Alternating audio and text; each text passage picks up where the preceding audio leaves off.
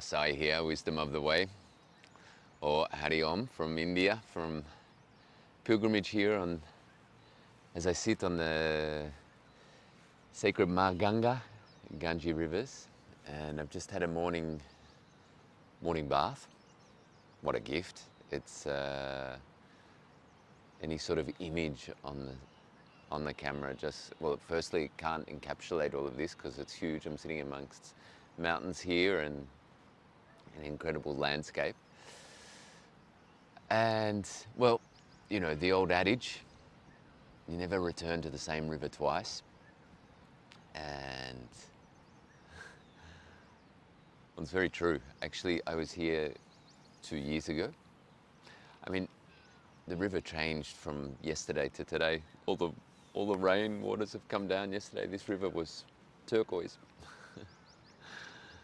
And it's a great reminder how there's this change. And so 2 years ago I was here, literally right here, sleeping in a cave, starting my journey, starting a pilgrimage, 300-kilometer pilgrimage up to the high Himalayas. And it was the very start of the journey. There was a lot of trepidation. It was an incredible journey also, now that I look back. Really amazing I mean, so much happened, but it was such a step out in faith, and taking very little. I didn't take money, and on a path that I had no idea about. It's not exactly like the Camino de Santiago where there's arrows. Actually, I wasn't walking with other pilgrims for most of it, and so it was just really following the nose and seeing what happens. And there are some videos released on YouTube about the journey, and I think half of them I haven't. I'm going to release them because it really was such an incredible journey. And that's why I wanted to speak or share today about the power of returning to what we think is the same place, is for a couple of reasons. Of course, it's not the same. We're not the same. The river's changed. I've changed. We don't return to the same place. Yet, returning to that physical or that same location can be so powerful and important for a couple of reasons. One, firstly, it gives us a chance to see where we've come from, to remember. So for me today, it's like, wow, yeah, this is what was alive in me last time I was here. Was the start of a particular journey that obviously I had no idea what I was going to encounter and learn and struggle with and enjoy, and yeah, how that experience was going to shape me. And I feel that it's so easy to kind of focus on the future and what we're doing, and really being able to return gives us a great opportunity to just see everything that happened. It invites gratitude, and where there's gratitude, there's happiness. You know, where there's gratitude, there's a sense of not only an appreciation but a fulfillment, and it can be so, and it is so important and so powerful to be able to celebrate what we've done, to honor what we've done. It doesn't have to look like anything. It doesn't have to be a big statement in the world. It's just recognizing our own personal journeys and the journeys of others as well. So we can do the same when we remember, and we can see. Sometimes it's easier to see in others, no?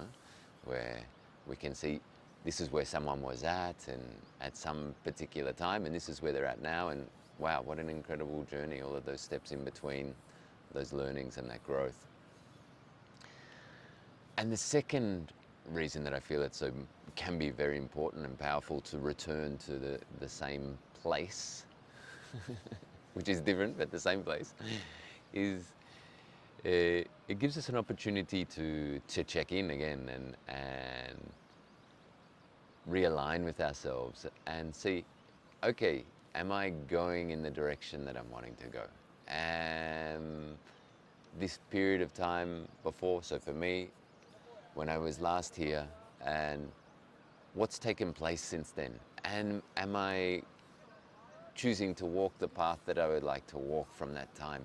Does it still feel relevant? Do I need to realign? Are there other things that are more relevant to my experience of life, my growth, or my fulfillment, or my service, or whatever that might be? So they're really powerful. They're really, really powerful opportunities to check in and yeah, to celebrate. This is really important to recognize. And it invites us to be able to contemplate, take space, to observe, to integrate. And this is also something that's so important, so powerful. And in this world today that we focus a lot on achieving, arriving, success, the next thing, we so often miss this moment of being able to integrate and to contemplate and to reflect. Yeah, and it's also what I think that's a great invitation on the Camino, on the walks that we do as well, and I'm about to lead into some walks this year. We have 3 walks planned in May and June and September. So yeah, if it's something that's charming you, calling you, then feel free to have a look at the website. There's information there. But such an important part of those, we have these 3 phases of the walk, and setting the intention, the container, really establishing why we're taking this journey. Then the actual walking, or the movement, or the part of that journey, and which is what we've been focusing on, and then having this space and this time to stop and to integrate and to reflect. And it's so important. It's one of the things that I see that's I think every day on the Camino, it's very easy to sort of observe that there's very limited space for this 3rd phase of reflection and integration. Such a focus on arriving. And I know, and I shared in some of the videos that I'll some of these sharings that I haven't yet released, that I will do even over these coming weeks, because it feels relevant again to reconnect with that journey, because they were some incredible meetings and some really powerful experiences, and I would love to be able to share them with you. And some of those things, one of the things that I met on my own pilgrimage here, on my journey, where of course I didn't know what I was going to encounter, and I was expecting to arrive in a particular place by a particular time, or wanting to. They had a plan, and this incredible opportunity was put on my path. These people, a very special place, which I share about in a couple of these videos that you can listen to and see. And I had this inner conflict of like, wow, but I have a short amount of time, or this is my plan to arrive here, and I'm not doing what my plan was. And it was really funny, because this is what I would observe a lot with people on the pilgrimage, and now it was my turn to do this, to go through this inner conflict, and also to be able to remember. And I was in that moment, I was laughing with myself and thanking all of these pilgrims that have been showing me and reminding me, okay, now is the time to be able to leave my plan, because something else is relevant, that feels important for my own experience and my own growth. And yeah, it really took a lot to be able to make that choice. But the support for that choice and the power for that choice came from a lot of pilgrims, thank you, reminding me. And